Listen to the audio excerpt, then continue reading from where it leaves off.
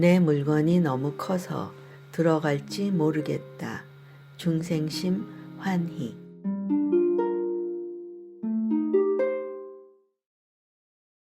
중생의 모든 경계 제각기 달라.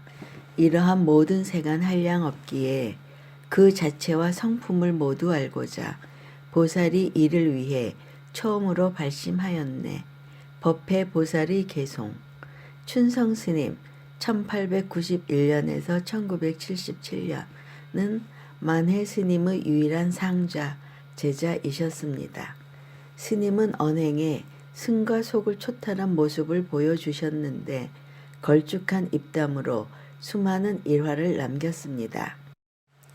스님은 화엄경을 거꾸로 외울 정도로 경에 밝으셨고 유언을 다비한 재와 사리를 서해 바다에 버려라고 하실 정도로 걸림없는 삶을 실천하신 분이기도 했습니다.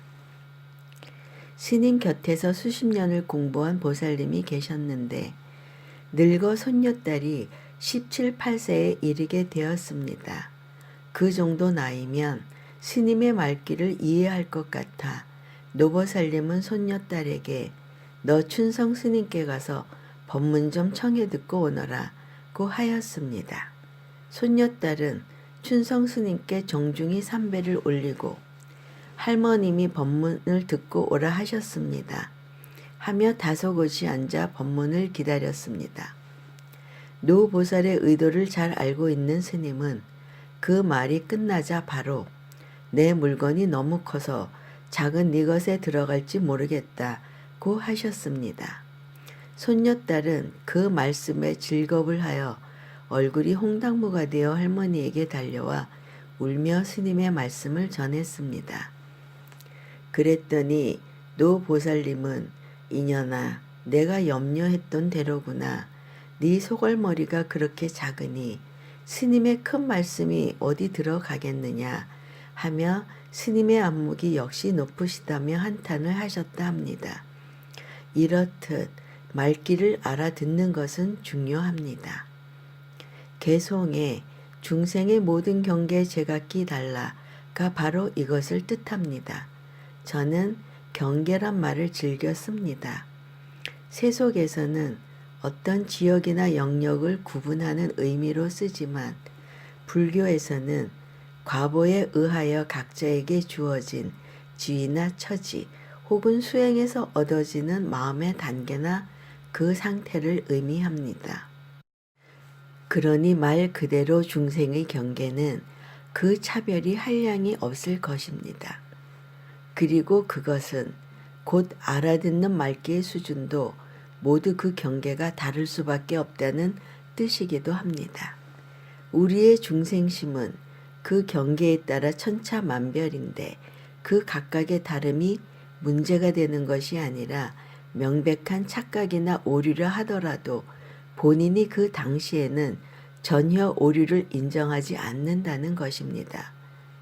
원각경에서 화나의 비유가 적절한데 우리 눈에 티가 들어가 공중에 헛것 화나가 보여도 중생심은 그것을 실제 존재하는 것으로 확신한다는 것입니다. 이 대목은 아주 중요합니다.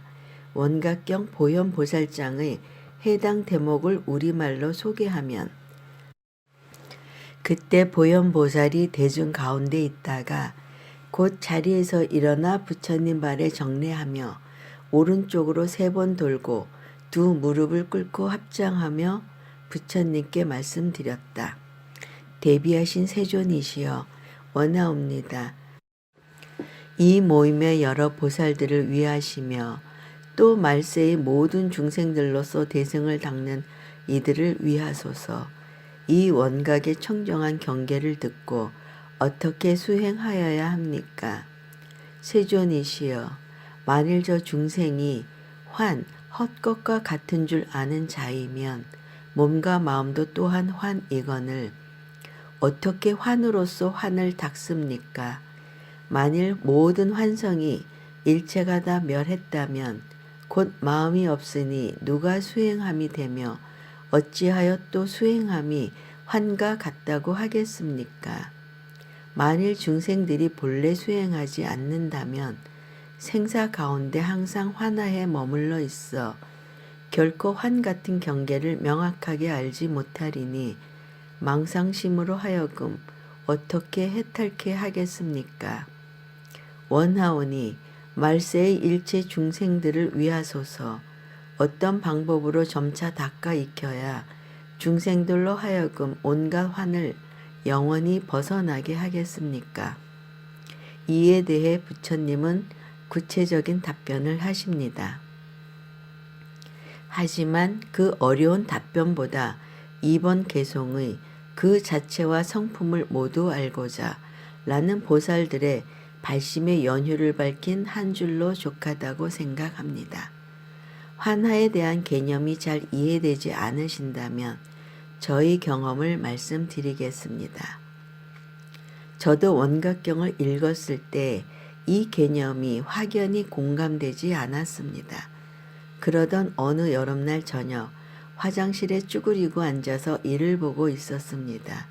그런데 난데없이 화장실 한쪽 벽면에 엄청 큰 벌레 그림자가 보이는 것이었습니다. 저는 반사적으로 어이쿠 저것에 물리면 큰일 나겠구나 하고 주변을 둘러보았습니다. 나오려고 하던 그것이 놀라서 쏙 들어가 버린 것은 물론입니다. 한데 그 엄청 큰 그림자는 백열전구에 달라붙은 조그만 날벌레였습니다. 저는 어이가 없다는 생각보다는 환하를 체득했다는 기쁨에 그대로 앉은 채로 아랫도리에 힘은 주지 않고 실컷 웃다가 나왔습니다. 여러분들은 우물안 개구리라는 말을 우습게 여기지 말고 정말 겸손해지도록 노력하고 자신의 신념이 경계가 어디까지인가를 늘상 고민해야 합니다. 제가 즐겨 드는 예를 하나 더 말씀드리겠습니다. 여러 사람이 친구들을 만나서 저녁을 먹게 되었습니다. 당연히 식성이 다르니 어디서 무엇을 먹을지 갑론을박하다가 겨우 결정을 내렸습니다.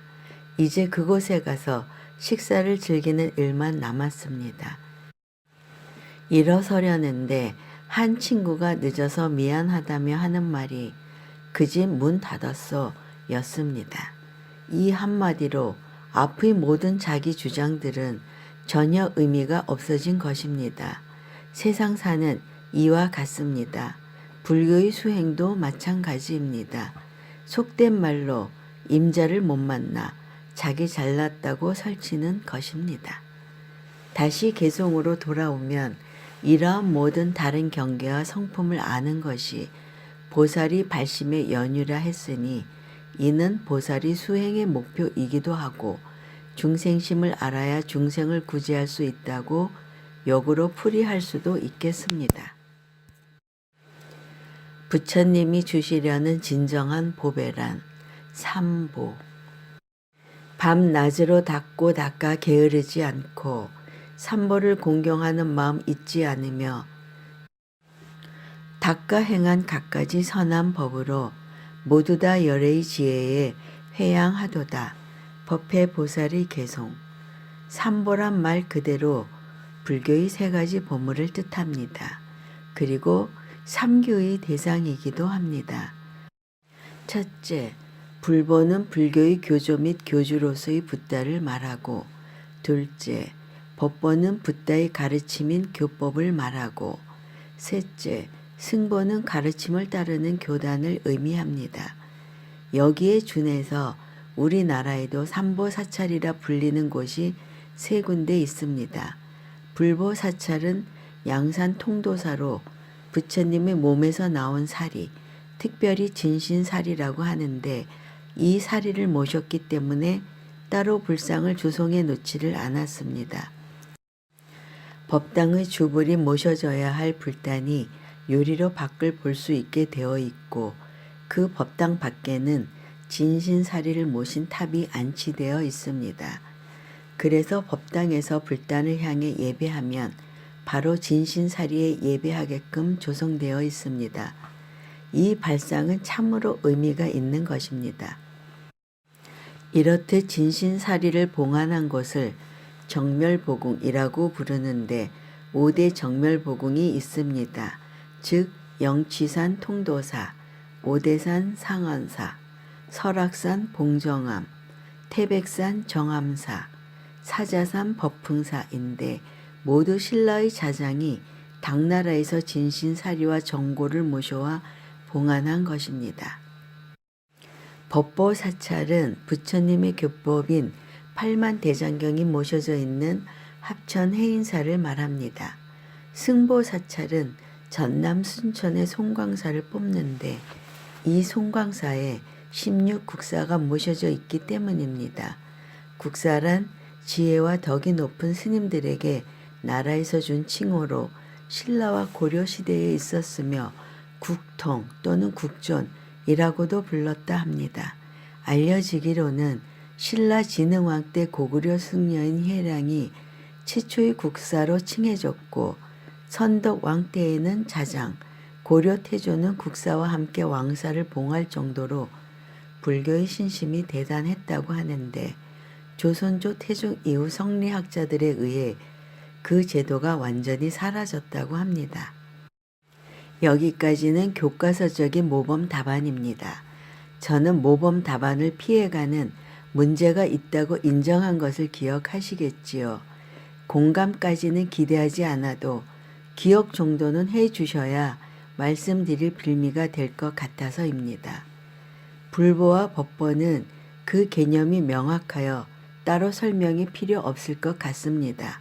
문제는 승보의 개념과 현실에 관해서입니다.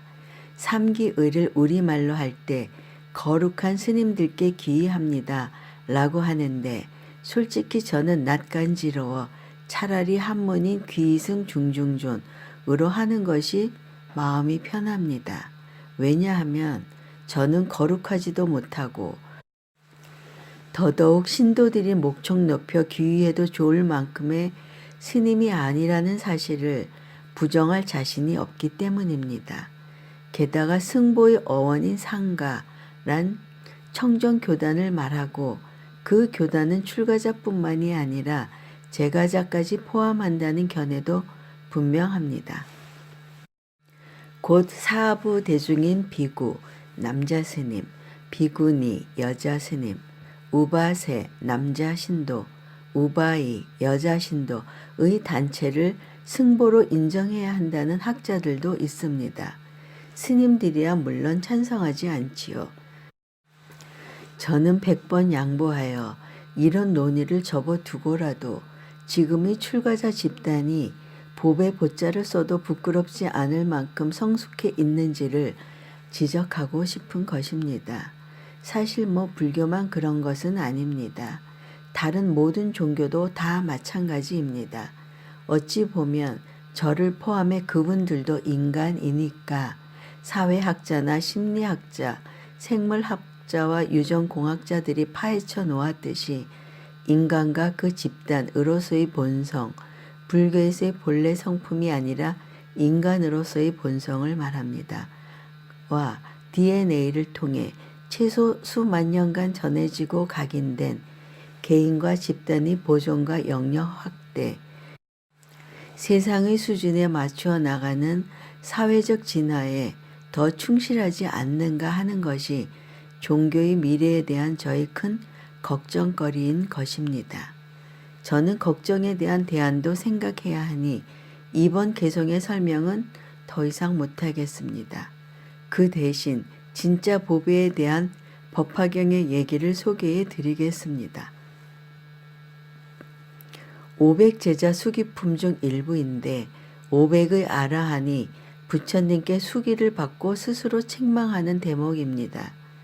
비유하면 한 거지만큼이나 궁색한 사람이 친구의 집에 갔다가 술에 취하여 자는데 주인 친구는 관청일로 길을 떠나게 되었습니다.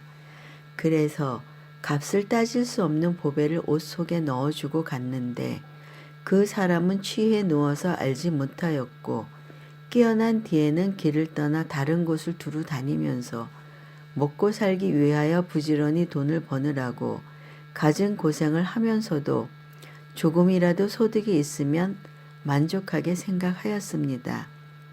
오랜 뒤에 그 친구를 다시 만났더니 이렇게 말하였습니다. 한심하구나 이 사람아. 어찌하여 먹고 살기 위하여 이 몰골까지 되었는가. 내가 예전에 자네가 마음대로 오용락을 누리면서 편안히 살게 하려고 값을 따질 수 없는 보배를 그대의 옷 속에 넣어주지 않았던가. 지금 그대로 있는데 자네가 알지 못하고 이 고생을 하면서 궁색한 생활을 하고 있으니 매우 한심한 일이로다. 지금이라도 이 보배를 팔아서 자네가 필요한 것을 구한다면 부족함이 없을 것이네.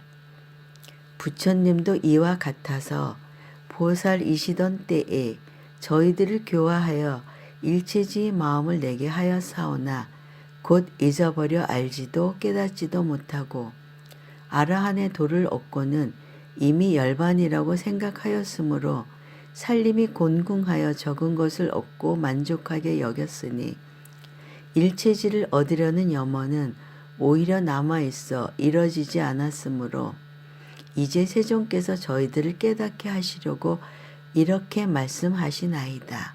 여기까지가 아라한의 탄식입니다. 여러 비구들이여 그대들이 얻은 것은 최상의 열반이 아니니라. 내가 오래전부터 그대들로 하여금 부처의 선근을 심게 하였지만은 방편으로 열반의 모양을 보이었더니 그대들은 이것을 진실한 열반을 얻었다고 하는구나. 아라한의 탄식에 대한 부처님의 말씀입니다. 이 정도면 부처님이 주시려는 그 보배가 얼마나 우리에게는 귀중한 것인지 분명해집니다. 부처님은 중생들에게 생사를 초월하는 깨달음의 보배를 주시려는데 아직도 아들이 대학에 합격하고 남편이 승진하는 것을 부처님을 믿는 이유라고 한다면 부처님이 어찌 생각하실까요? 더욱이 삼보 중에 하나라고 당당해하며 경쟁하듯 큰 법당을 세우고 큰 불상 만드는 일을 부처님의 뜻을 받드는 불사라고 권장하는 우리의 승단을 보시고는 부처님은 과연 어떤 기분이실지 자못 궁금합니다.